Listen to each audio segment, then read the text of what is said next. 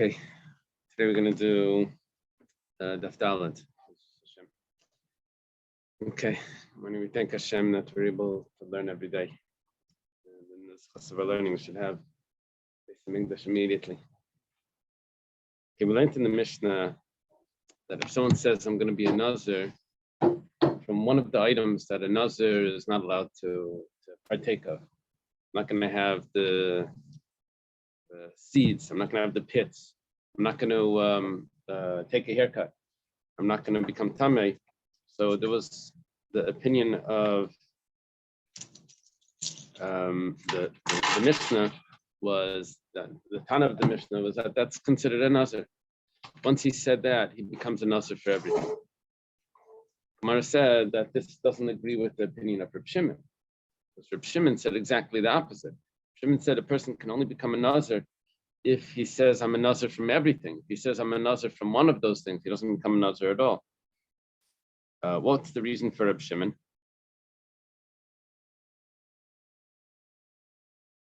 Quarter pasuk says, from everything that the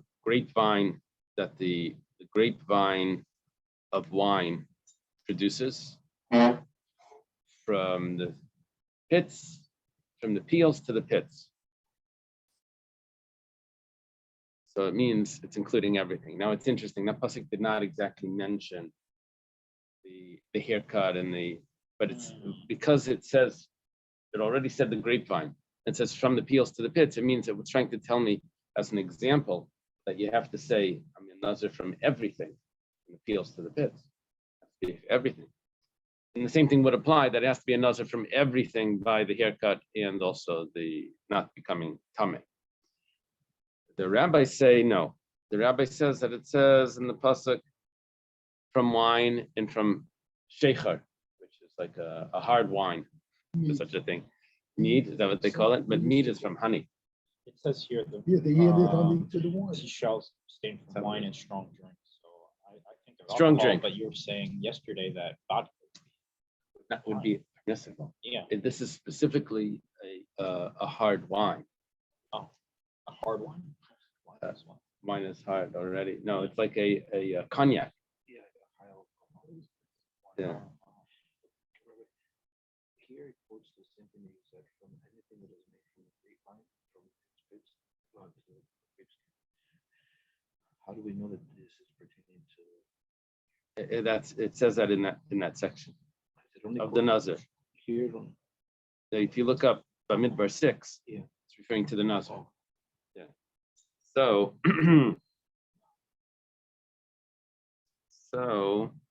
what did the rabbis say? The rabbis say that you don't need to vow from everything. They said because it says from the wine and from the strong drink, he takes a vow, which is just details, and the details themselves aren't enough. Reb Shimon, what does he do with yayin v'shecher? Apparently, the details should be enough. Just give one of those items. Doesn't have to be everything. It says no. Yayin v'shecher, the wine and the hard drink, is coming to teach me something else. That not only is a Nazir not allowed to drink wine that's only a voluntary drink, but even wine that's a mitzvah to drink, he's also not allowed to drink. That's where we ended off yesterday. sorry. From the verse of the wine and the strong drink, That would tell me a detail. No, but I understand that maybe he could use the grapefruit juice, because here wine and strong drink both have alcohol. Right. So in this example, he would still be able to use Grape juice. That's between the skins. Yeah. Two different. Right. Yes, The two different verses. But I know already that he can't do that from the peels and the pits. So it's not going to become permissible in the other verse. Question is, the other verse is adding something, right? What's it adding? So it's telling me, according to the Rabbanan, we know what it's telling me, the detail. According to Reb Shimon, the other verse is telling me, even though Reb Shimon holds that the details do not make him a Nazir, why does it say wine and strong drink? And to tell me that he can't have wine and strong drink even for Kiddush and Abdallah, even if it's a mitzvah. Wait, is Rav Shimon saying he has to say all three Everything. categories? Yeah, he has to Everything say in- everything, or he just says I'm a Nazir. Yeah, If he 'cause says I'm a it Nazir, that's sounds good very enough. Juxtaposed to the initial Mishnah, where it says, ha ha. and Right. little Right. things. He ain't So saying, saying I'm a "I gotta say Nazir is everything." enough. Saying I'm a Nazir is enough. But if he's going to itemize it, then he has to say everything. Every one of the items. Yeah. Didn't we learn also a concept that if you do a positive mitzvah to override a negative? Oh. As far as Yeah. that's right. Yeah. Give me a minute on that. We'll go ask the question in a minute. Okay. This is Shimon Bar Yochai. Yeah. So now we say, what do you mean, yayin mitzvah? Yayin rishus. It says my it's in the bottom of Gimel, the last two words. It says kedushta v'avdalta. It's talking about kiddush and avdallah. Okay, now we're on the top of Dalah. Okay. There's two ways of reading this next Gemara. Kiddush and avdallah are a mitzvah. Now, you know that that it's a mitzvah to make kiddush, it's a mitzvah to take avdallah. But what we're saying here is that the Torah is telling me that although you have an obligation to make kiddush and avdallah from the biblical level, but the Nazir is a stronger law and it overrides that. So the Gemara asks that Hare Mushba v'Aimei Dalav Mehar Sinai. How could Nazir override making kiddush Well, both of and Havdalah? So he was already commanded at Har Sinai that he has to make kiddush and Havdalah. Who's Wait a making second. Kiddush? He doesn't have to make it. No Okay, more. so one second. That's Apparently, the way the Gemara, according to the way I'm reading this, and I'm going to read it again in a minute, a second way. But according to the way of reading it right now, that the mitzvah of kiddush is specifically on wine. Midaraisa, and Abdallah seems like as well. It says, how could the Nazir not do that? Ella, rather, Yadamarava Shvur She'eshte V'chasav Amarini Nazir, Asin Nazir Chala al Shvur. Rather, it's what Rava says, that if someone takes an oath that he's not going to drink, then when he takes a vow afterwards, takes an oath that he will drink, takes a vow afterwards not to drink, so he's prohibited to drink.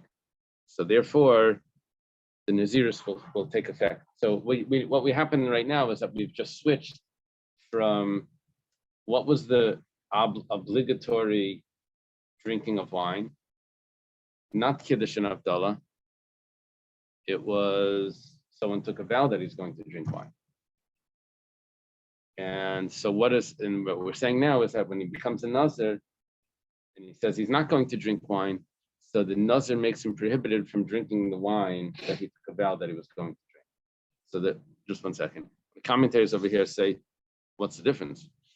If he was commanded at Har Sinai to drink the wine of Kiddush, and you tell me, and you had a big question on that how could he become a Nazir and not drink that if he already took an oath that he's going to drink that wine? So now you tell me if he takes a direct oath that he's not going to, that he's going to drink the wine, any sort of wine, any bottle of wine, so that when he becomes a Nazir, now all of a sudden it will take effect. How did this Gemara work? We had a question and we answered it by just repeating the problem, and somehow now it's resolved.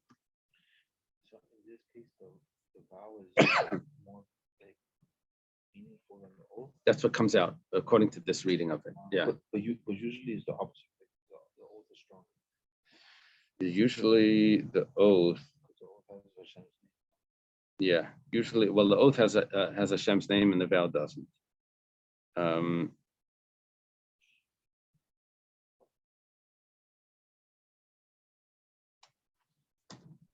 Yeah. Okay. And when you were explaining it, right, it reminded me of Shabbos, that Shabbos, like, we're not allowed to drive, but if the wife is going to give birth, like, you should do it. And that was That's a big also quote. Right. so like to go with that, there's kind of like Right. is the exception to the oath. Of the Right. also. Right. It's like a bris milah on Shabbos. Like it's malacha, but do it anyway. Let me go through this a little bit different. First of all, there's a few problems with this, but one of the most basic problems with the way we read this Gemara is that Kiddush is not midoraisa to make on wine. Kiddush, we have to say, it says Zachar, remember the Shabbos and make it holy. That means that you say Kiddush, which you can do in Shemon Esrei, Baruch Atah Hashem Mekadesh HaShabbos, and you've said you fulfilled the obligation of Kiddush. You remembered it. Remember the Shabbos. And sanctify it. You've remembered the Shabbos and sanctified it. The rabbis instituted that you say it on wine. So what would come out would be like this. The pasuk, according to Reb Shimon, of Yayin B'Sheichar is coming to tell me that don't worry about what the rabbi said that you have to make Kiddush on wine. Because you're a Nazir, you don't make Kiddush on wine. It overrides a rabbinic ruling. Doesn't make sense. A biblical law is coming to tell me that you don't have to keep a biblical on the biblical level. That law doesn't exist. That you have to make Kiddush on wine.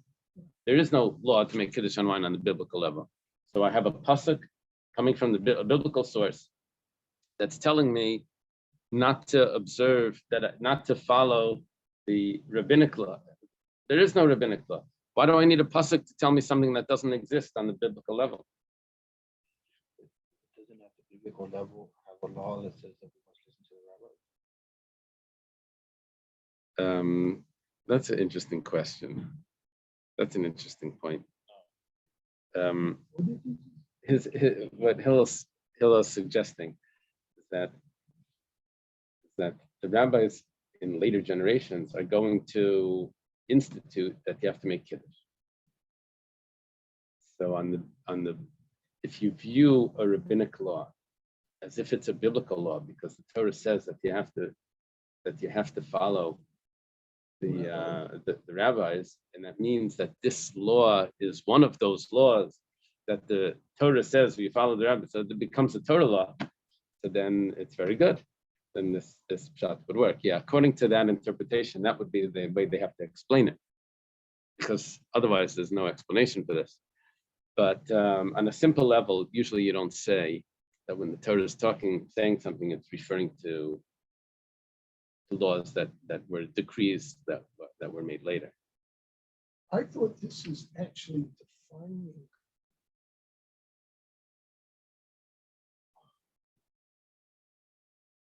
Take it back. Let me read the Gemara again. You'll see possibly that you read it this other way, in which is more correctly. Taisvus seems to be easier to follow.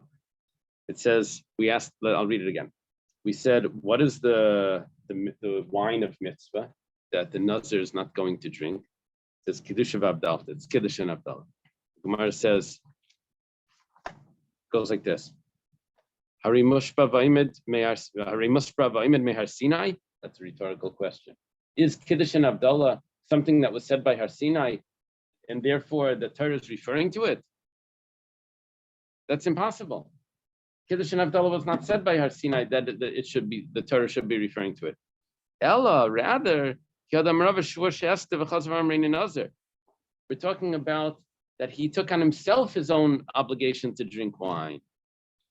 Took a vow that he's going to drink wine. He took an oath that he's going to drink wine.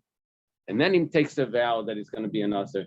So we say that the vow that he's going to be a Nazir overrules the oath that he said that he was going to drink wine. Yeah, that wine had nothing to do. Nothing to do with Kiddush and right. Abdallah. It's a new pshat in this Gemara. Okay. Okay. Until you put the comma. Well, Over here, it's an let's eat exclamation mark. kids. with Kiddush and Havdalah, there are workarounds. There are Right. substitutes. You don't need wine. Right, But once he says, I'm going to drink wine, now you really have the conflict, right, the unavoidable conflict. right. Well, there is really only one source that I'm aware of that says that Kiddush on wine would be a biblical law, and that would be this commentary that read the Gemara the first way that I read it. How could you overrule Kiddush and Avdallah? He was swore on. What do you mean? according to that, this would be the only source that kiddush on wine is an obligation, is a biblical obligation. The history of the grape juice. The background to that. No. During Is the this a joke? during the prohibition. Because you're smiling. No, during the prohibition, the Orthodox community had special permission to have sacramental wine. And then there was one rabbi that wrote a tshuva to the government that grape juice is acceptable. Everyone was upset with him. No? Yeah, He messed it up. he messed it up. Yeah. Oh, wow. So, but Understand why people are upset. anyway, they joke about today. He was a big Talmid Chacham, but he wasn't from the Orthodox community. He was a conservative. At least in the seminary, he wasn't. Anyway, they joke today that everyone that makes kiddush on grape juice is relying on this conservative rabbi's but it's not. It doesn't have to do with that. You can make kiddush on grape juice anyway. But hey, he was the one that made it. Anyway, okay. We'll protect his name over here, his identity, but you can look it up. Google. Okay. Now the Gemara says, what will the rabbi say? You see, we had a machlokes here, Reb Shimon and the Rabbanan. If you have to itemize when someone becomes a Nazir, you have to itemize. Reb Shimon says that you do have to itemize. So what does he do with the pasuk that seems to say that you don't have to itemize it? He says that pasuk is teaching me that even though there was a mitzvah to drink the wine because he took an oath, but nevertheless the Nazir would overrule that and he's not allowed to drink the wine. So what do the rabbis do if there's a mitzvah to drink wine because he took an oath? What are the rabbis going to say? The Nazir is going to overrule that. But they've already used that verse to tell me that you don't have to itemize all of the things of a Nazir. They've used that pasuk already. You get one ticket. They've spent it. So, imkain lemakram miyayin. If that's the case, we didn't need two examples of not having to itemize, of just the detail, not having to itemize the whole list. We use two examples. You really only need one. The second one will teach me the other halacha that we're using for Reb Shimon. Mai v'shecha, what does it mean, the hard drink? Shema mina tarti. It's coming to teach me both. What are the two things? According to the Rabbanan, the two things are, first of all, that if someone says, I'm going to nazir from wine, and he doesn't say shaving, if I'm cutting his hair and going to a cemetery, that he's already a nazir. We learn that from Yayin. And what do we learn from Sheikhar? That if he says, first he takes the oath that he's going to drink wine, then he becomes a nazir that he's not allowed to drink the wine that he just promised. He just swore that he's going to drink. They learn two things. Reb Shimon, what does Reb Shimon do with the two words there? He only learned one thing from it. He only learned that the nazir overrules the oath. Reb Shimon, behind the time of the Kasav Sheikhar, what's the reason that it says Sheikhar, the hard drink? La'afuke Sheikhar la'alufe, not la'afuke, la'alufe Sheikhar lemikdash. It's coming to learn out the hard drink to a Kohen that's entering the temple. Someone's not allowed to be drunk when he's using machinery. When he's doing the service in the temple. It says in the pasuk, Yayin v'sheicher al teisht ato v'incha itach. Anyone that comes into the temple is not allowed to drink wine or hard drink, or a strong drink. You and your sons, he's talking to Aaron. Magabi Nazir, just like by Nazir, Reb Shimon has a very unique view over here. Just like by a Nazir, Yayin hu delitzer aval shar mashkim lai. Wine is what's prohibited, but he's allowed to have other alcoholic drinks. Nazir is allowed to drink beer, allowed to drink vodka, whiskey, schnapps, right? So, coming into the temple would be the same thing, according to the view of Reb Shimon, that someone can come into the temple after he drank beer. It's only the wine that's the prohibition. It's not the alcohol, it's just wine. The intoxicated part would just be for the coin. intoxicated from wine. They were talking about the Kohen. But he would be Even able the to- Kohen would be allowed to drink other drinks. It's only wine that's prohibited. According to Reb Shimon. Wasn't there a verse though that like you should not come into basement to Shwali like when you're in a state of like intoxication or anything? From wine. Oh, it's Yeah. So it uses the word wine there. It says yayin b'sheichar. Now we'd say just like what yayin b'sheichar means. You found it, Dr. Snipe? Well, I didn't find the rabbi's name yet, but the Volstead Act was the amendment to the law prohibition. The Volstead Act Oh, said that congregations Uh-huh. can use okay. wine. Okay. Now I'm trying to find out. Who said it? Who was responsible? What? No, what did he say? They're He was responsible. telling a story about the rabbi. I thought you were looking for the name of the rabbi. I am, but I say I didn't find it. You I wanna, just yeah, found talking about, the prohibition of right, within prohibition. Yeah. talking No, about the this. permission within prohibition. Now I'm trying to find who messed up the Volstead Act. I'm making a big deal, I could tell you, but anyway. No. Give his name. There's the translation of Yayin B'Sheichar by the Nazir. I think it was by the Nazir in the Hertz Chumash. You know, the old Chumash, the Hertz Chumash. In there, I think he says wine and beer, which doesn't fit with the halacha. The halacha is that a Nazir, Sheicher is translated as beer. That's at least in modern Hebrew. And even in Sheicher Amada, even in the Mishnayos, Sheicher means beer. But in the Torah, Sheicher doesn't necessarily, in biblical Hebrew, it doesn't necessarily mean beer. In the biblical Hebrew, it would mean a hard wine, you know, like a What a does a cognac. hard wine mean? Like the cognac, yeah, a So stronger wine. wine mixed with alcohol. Yeah, and it's not just mixed with alcohol. I think it's they take the barrel itself, the wine itself, and they somehow ferment it more. They I'm not sure. They Got had a it. nickname for the rabbis who were making wine during Prohibition, called the infamous wine rabbis, because they profited. Probably The whining a wine lot. back then was like 12%. Like it was a lot stronger wine than now. I think they used to put water in it. Is that correct? Yeah, now there's different versions to why they added. They definitely added water to the wine back then, but there's different explanations for it. One explanation is that the wine back then was more concentrated. The other explanation is that it wasn't more concentrated. Wine is wine. It doesn't get stronger. The other explanation is that it was the fermentation, like the yeast that was used, would make them sick. So they would dilute it. So they would dilute it into like a wine punch, and that way it was easier on the stomach. But not that it was the alcohol content was any higher.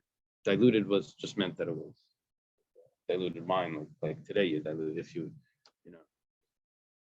add a little wine to your cup of water. You do that with sweet wine, probably not with. I recall a story in the Gemara about how the Romans used to make bricks of wine. They would add water. So I only saw that in one place. I saw that in Masechta Sukkah, where the Gemara has a suggestion that maybe you could use wine for schach. The Gemara says, how do you get it to stay up there? So the Gemara says, well, you can use that wine, yayin hashironi or something, which was hardened, a congealed wine, and that you could get it to stay up. So that would suggest that they found a way to Okay. evaporate the water but keep the alcohol content. Yeah. It's weird because alcohol evaporates at a much lower temperature than water does. What's his name? Right, Yeah. which is a surprise. Right. And when references beer, is like every type of beer or like specific like wheat beer? So in the Mishnah, when it's talking about beer, it's talking about the beer that comes from the grains, of wheat or something. But here here when we say sheikha, we're referring to a wine that's a stronger wine, like a cognac. What's his name? Coffee? No. No, it's his Rabbi Rudolph Coffee of Oakland's Temple Sinai.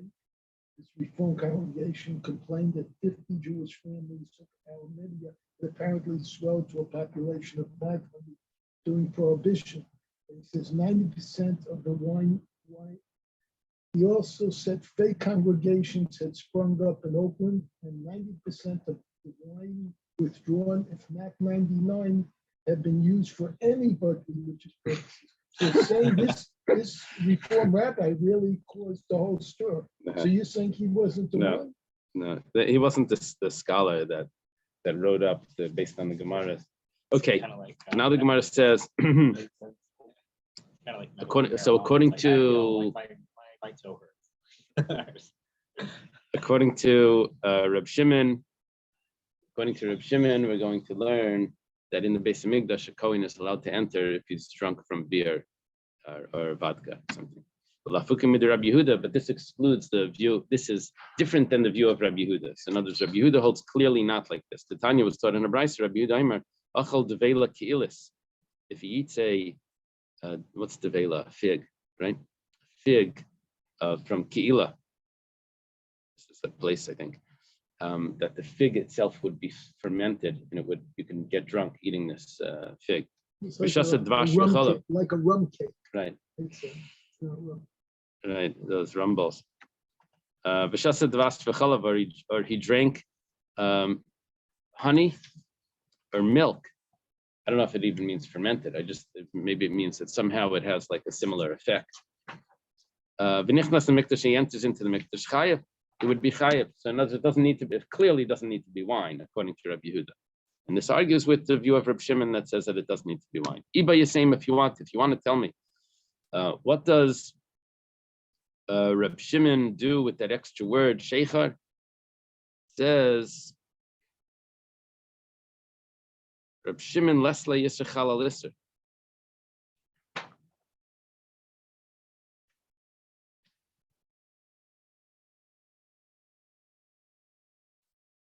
Another lima that Reb Shimon will get.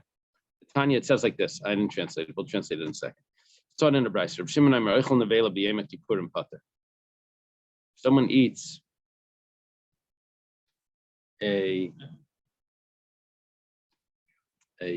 non-kosher animal, an animal that wasn't slaughtered on Yom Kippur, he's exempt.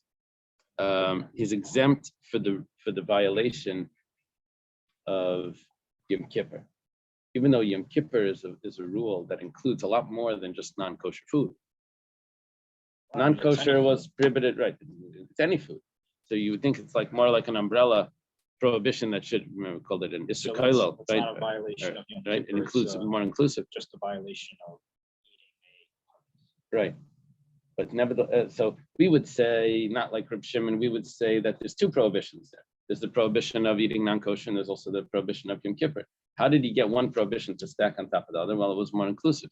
Reb Shimon says that we don't view it like that. That we say that even a prohibition that's more inclusive does not stack on top of something that's prohibited before. So what would that tell me now?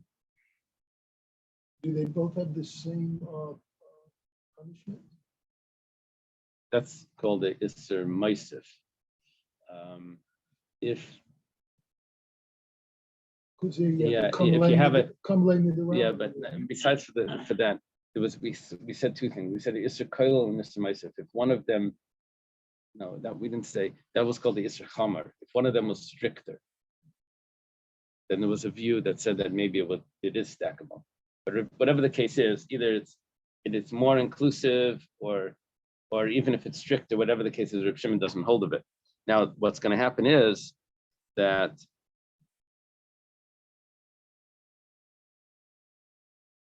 someone takes a vow that he's not going to drink, right? And then he becomes a Nazir.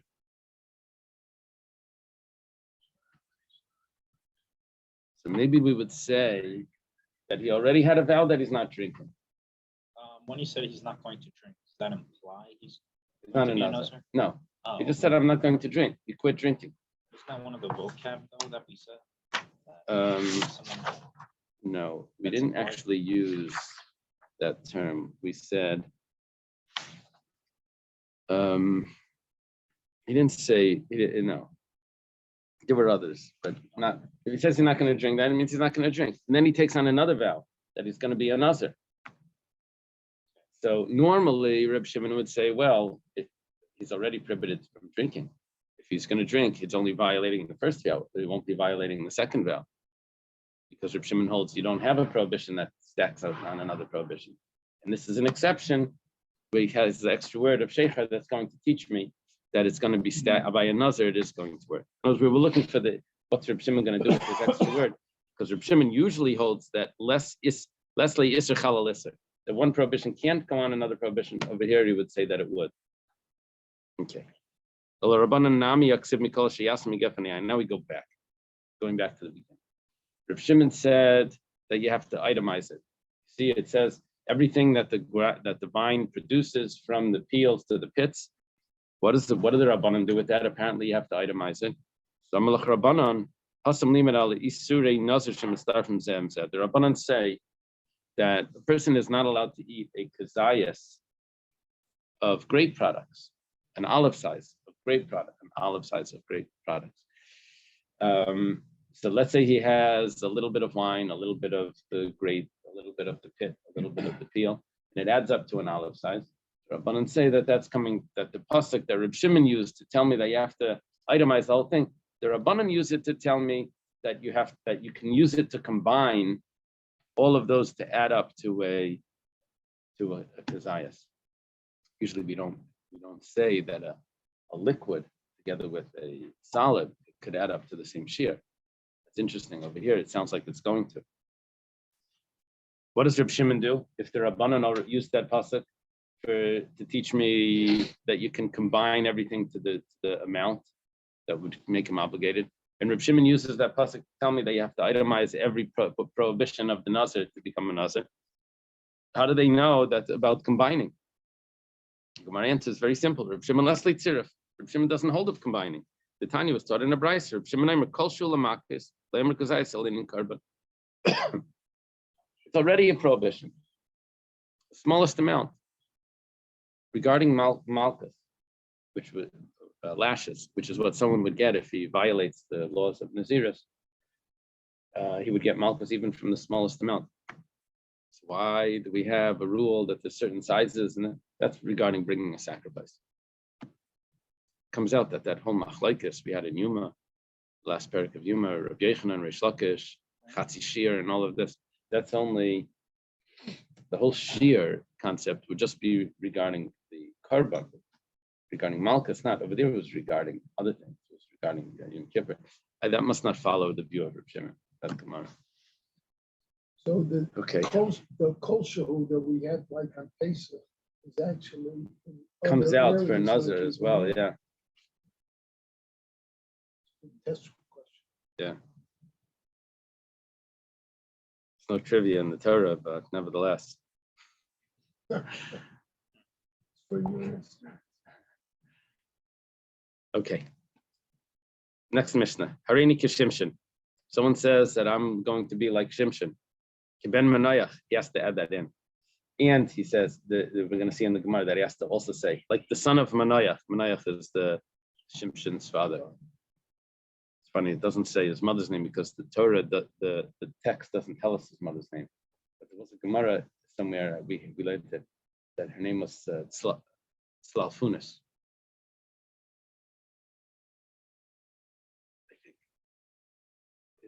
Usually, yeah, he used the father's name. Kabal Dalila, like the husband of Dalila, he adds in. Kamishaka Dalsas Azad, like the one that removed the doors of Aza. Remember when Shimshon removed the doors? Yeah. They Pillars. no, the pillars was at the end of his life and he knocked them down. But this was they were waiting for him. They were waiting for him till the morning. They were going to attack him in the morning, and he woke up at midnight and he just left with the doors. That was he took the doors with him. Kamisha Nekra Plishtim Mesainov, like the one that the Philistines poked out his he eyes. wasn't on his way to the next whiskey the doors had a song. Is that Again, that's not so- a band, the A doors? band, the Oh. doors, like the No. doors. Okay, so all of this is going to work. I'm raising a Nazir Shimshon. He's going to be a Nazir, which is called a Nazir Shimshon. It's a special rule. We're going to learn about that in a minute. The Gemara says, why does he need to say, I'm going to be a Nazir like Shimshon, I'm going to be a Nazir like the son of Menai? Why does he have to add that in? So the Gemara says, Shrichi. Because Shimshon, if he just says like Shimshon, Avamina Shimshon Achrina, maybe it's a different Shimshon. How do you know Shimshon, the one from the Bible? So it adds in that. He has to say that. If it would just say Keben Manayach, I'd say maybe that's someone's name. Kamash Malan, so he has to say Kabal Dalila, the husband of Dalila.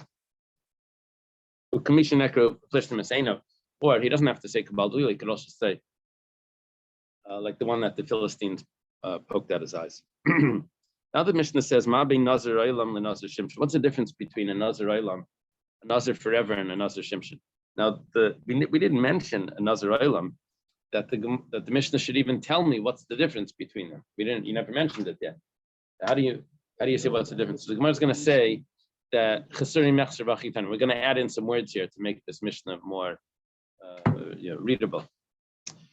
Mabi Nazir Olam Nazir Shimshon. What's the difference? Nazir Olam, a Nazir forever. Hichbetzari mekel betar. When his hair gets heavy, we're going to see it tomorrow what that means. But he's allowed to cut it. He's allowed to trim it. Well, maybe shalish behemoths. When he does that, he has to bring 3 animals. We're going to learn that from Avshalom, who was also a Nazir. That's the son of David. Vim nitma, and if he becomes tummy, maybe karmi tummy. He has to bring the sacrifices that Nazir that becomes tummy has to bring. Nazir Shimshon, but if he's a Nazir Shimshon, hichbid sarai, if his hair gets heavy, einai mekel, he does not lighten the hair. Wasn't Shmuel a Nazir Yeah. also? Shmuel was, I think, Shmuel was a Nazir Olam. I think that we'll see. And vim nitma, einai maybe karmi tumma, but a Nazir Shimshon. Very interesting. A Nazir Shimshon has the full rule of cutting the hair. He's never allowed to cut the hair, but he is allowed to become tamei. Well, it doesn't say he's allowed. So far, the Mishnah just says if he does become tamei, he doesn't bring the sacrifices. In the Gemara, we're going to learn that he's even allowed to become tamei. Could that be about the hair? Because that's like he lost his power, right? Yeah, exactly. A Nazir Olam is allowed to cut his hair after it gets heavy, to trim it. You see, usually a Nazir is just 30 days. Well, After 30 days, he cuts the hair. But if he says, I'm a Nazir for life, so he's allowed to cut the hair every time it gets too heavy. We'll see, possibly means every year. Okay, Nazir Olam Mandach Hashmei. The Gemara says, who mentioned the Nazir Olam that you start telling me a Nazir for life? Who mentioned that you start telling me the differences between this? No one even brought it up. So the Gemara says, though, we're actually missing some words. We add them in. It says, Nazir Olam. So he's a Nazir Olam. Someone says, I'm a Nazir Olam, I'm a Nazir for life, forever. So he's a Nazir for life. I'm adding an Olam. Ma bin Nazir Olam, Nazir Shimshon. So what's the difference between a Nazir Olam and Nazir Shimshon? Shimshon we just mentioned in the Mishnah previously. So Nazir Olam, Hichbetzari mekel betar, maybe shalish behemoths, maybe karban tumah. A Nazir Olam, if his hair gets heavy, he's allowed to lighten it up with the razor. And he brings the sacrifices. If he becomes tamei, he brings the karbanos. Nazir Shimshon hichbetzari eina mekel betar, eina maybe karban tumah. Nazir Shimshon is never allowed to lighten his hair, and he also, if he becomes tamei, he doesn't bring the sacrifices. He was so Shimon was obviously Shimshon was a Nazir Shimshon. Right, that's where we got the word from. There's no imagination here. I thought the Nazir Shimshon was like stronger than a Nazir, because a Nazir Olam seems like it's permanent, right? In a way, it's the other way. Right. The Nazir Shimshon is a little bit lighter. Oh, it is. Because it's stronger on the hair, but it's lighter on the becoming tummy. Yeah. So Shimshon wasn't a Nazir his whole life. It wasn't Nazir his whole life. What? There's 2 types of Nazir for life. One is a Nazir Olam, one is a Nazir Shimshon. Isn't what was special about Nazir Shimshon that was never that he never had any wine, never got his hair since even before the womb. That's part of it also. What That's did part of they it also. We'll get- Person wait, can wait, never really be a Nazir like Shimshon if he decides later in life to do so. wait a minute. We'll see. We'll see if that's possible. We'll see. We'll see in a few minutes. Okay. Gemara says, "Carbon udalei ma'asi aval nazir chaylala." He doesn't bring a carbon, but he's not allowed. Nazir chaylala means that, but he is a nazir for the fact that he's not allowed to become tamei. Even a nazir shimshon, that's what it sounds like. Mani masnisin. Who could our Mishnah be like? Lei Rabbi Yehuda v'lei Reb Shimon. It doesn't fit with Rabbi Yehuda or Reb Shimon. We're having a lot of Reb Shimon today. The Tanya was taught in a brayso. Rabbi Yehuda says, Nazir Shimshon mutal l'tam l'meisa. A Nazir Shimshon is allowed to become tamei, even l'chatchila. There's no rule on him not to become impure. Nazir Shimshon is allowed to go to a cemetery. We find that Shimshon became tamei. We'll have to see where. But Reb Shimon says, Nazir Shimshon la'yama klum. Reb Shimon holds that there's no such thing as a Nazir Shimshon. Maybe Daniel, this is what you're saying. So the problem with the Nazir Shimshon is that he never accepted on himself to be a Nazir. He was made a Nazir by the Malach when he was before he was born. So just like when someone takes a neder, he can't say that this is prohibited to me like pig. He has to say this is prohibited to me like a sacrifice, because it has to be a davar hanadar. It has to be something that's being prohibited through speech, but pigla is not prohibited through speech. So Shimshon also says, I'm going to be a Nazir Shimshon. But no one ever said that Shimshon was a Nazir. No human ever made Shimshon a Nazir. So it's, according to Reb Shimon, you can't become a Nazir Shimshon. You can't make yourself a Nazir Shimshon because you can't use that term because Shimshon was a different sort of Nazir. Well, his mother said so. One second. The Gemara is going to discuss it. But it's an odd idea that a Malach can do Right. for him what he didn't do himself. Okay. You know? The Gemara is going to end up saying, Didn't the Malach change Yaakov's name to Yisrael? Malachs? Whatever she wants. Yeah, but this is we've learned this is a commitment a person has to make on his own to become. Right. You know? But you just said a Malach can't do something. yeah, you'll see. Wait a minute. The Gemara is going to discuss. Mani. So who is our Mishnah?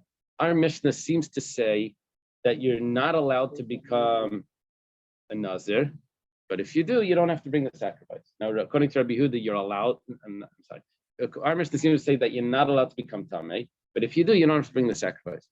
Rabbi Yehuda holds that you're allowed to become Tamei. That's not our Mishnah. Our Mishnah seems to say you're not allowed to. And our Mishnah is not Reb Shimon, because Reb Shimon says there's no such thing as becoming a Nazir Shimshon.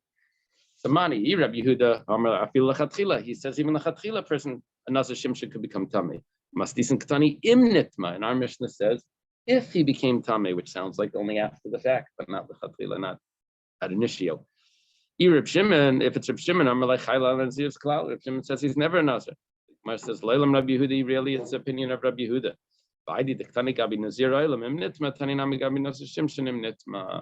It doesn't mean that it's a b'diavad. We said by a Nazir Olam if he becomes Tamei, because he's not allowed to. So by the Nazir Shimshon, we use the same term just to be symmetrical, but really, you would also be able to say, could have said by the Nazir Shimshon that he's actually allowed to become Tamei, even the Chatchila. There's no rule on a Nazir Shimshon that he's not allowed to become Tamei. Let's go another few minutes. Let's say that the Machlekes Rabbi Yehuda and Reb Shimon. I have a question. Is it possible on Shabbos that since we're going to have the Siyum to then continue afterwards and do a little bit of Nazir, and that way we won't be so far behind? No, today we're doing 4. Oh, yeah. Today's supposed to be 4. Yeah, but I mean, So let's not do it on Shabbos because we lose a lot of the people. Then. Okay, the Tanana was taught in the Mishnah. Harei like kibachar. If someone says that this loaf of bread should be prohibited to me, just like a firstborn animal. Now, the interesting thing with the firstborn animal is that it's sanctified by birth, not by someone pronouncing it. Rabbi Yaakov says that, okay, that loaf of bread became prohibited. And Rabbi Yossi says that it's permissible, a loaf of bread. He compares it to a bachar, to a firstborn. My love, is it not? Rabbi Yehuda Savalak Rabbi Yaakov. Rabbi Yehuda holds like Rabbi Yaakov. Rabbi Yehuda says that a person could say that I'm a Nazir Shimshon. The Amar Leibin and Davar neither. Rabbi Yehuda holds that a person doesn't need to attach the vow with something else that was vowed, prohibited through a vow. Just like Shimshon wasn't prohibited through a vow. So too, Rabbi Yaakov holds that a person can attach a vow to a bachar, which no one made it a bachar, it was a bachar. And Rabbi Shimon Savar like Rabbi Yossi. Rabbi Shimon holds like Rabbi Yossi, that you need something to be vowed into prohibition, not just prohibited. The Gemara says like, no. The Kuli Alma Bin and Davar Nida, everyone's going to agree with Rabbi Shimon that you have to have something that's vowed, to attach it to a vow. I have to say that this loaf of bread is prohibited just like a sacrifice. Someone made it a sacrifice. B'shani gabi b'char. So why by a b'char is there a machlekes if it works? It's a machlekes Rabbi Yaakov and Rabbi Yossi. Iksiv be Lashem, because by a b'char there's a special pasuk. It says Lashem. L'Rabbi says a b'char. It's coming to include that if someone takes a vow that this loaf of bread should be prohibited, just like a b'char. So Rabbi Yaakov says that we use the word Lashem to tell me that it actually becomes prohibited. Rabbi Yossi Amalach, what does Rabbi Yossi do with that? It says Zahu Lashem mibayle l'Rabbis chatas v'ashem. Chatas, a sin offering and a guilt offering, is not really. It's not really vowed. It is vowed, but you can't just vow to bring a sin offering. You have to have done the sin to bring the sin offering. So Yossi says that Lashem is coming to teach me that even though he had to have done the sin in order to bring the sin offering, but he nevertheless still designates the offering. So the offering itself, the item, actually becomes designated through a vow. Okay. Now the Gemara says, so why are you including the sin offering and the guilt offering and you're excluding the bachar, according to Rabbi Yossi? That you can't make a vow and say this loaf of bread is prohibited just like the bachar. Because a person can say by the chatas, by the sin offering and the guilt offering, that this is the sin offering and guilt offering. But a bachar, I don't pronounce it. Rabbi Yaakov Amalach, what would Rabbi Yaakov say? He'd say, b'char nami matvisa b'neder. A b'char you also pronounce the Tanya, son of Brisa, shall base Rabbeinu Amru. The house of Rebbe would say, how do you know that if someone has a firstborn animal that's born in his flock, that he's supposed to pronounce it? That even though it's already holy, but you pronounce it anyway. So that's Rabbi Yaakov's view, that a b'char gets pronounced also. Rabbi Yossi Amalach, Nehida mitzvah lakdisha lemakdash le'milei kaddish. And Rabbi Yossi says, I know that you can pronounce it, but it doesn't matter, because if you don't pronounce it, it's still consecrated. So therefore, the pronouncing it doesn't really do anything. So that's what Rabbi Yossi says. If someone says this loaf of bread should be prohibited, just like a b'char, he really isn't saying anything, because a b'char isn't pronounced to become sanctified. You can pronounce it, but that's just adding. It was already sanctified beforehand. Okay, we'll leave it over here. We're up to Gabi Nazir Nami. Okay, have a good Shabbos, everyone. This is see Thank you. Have a good Shabbos. Reb Moshe, are you in town? No. Oh boy. Okay. Yeah, I know. Okay. So I Okay, guess. See him at the early minion. Yeah. Yeah.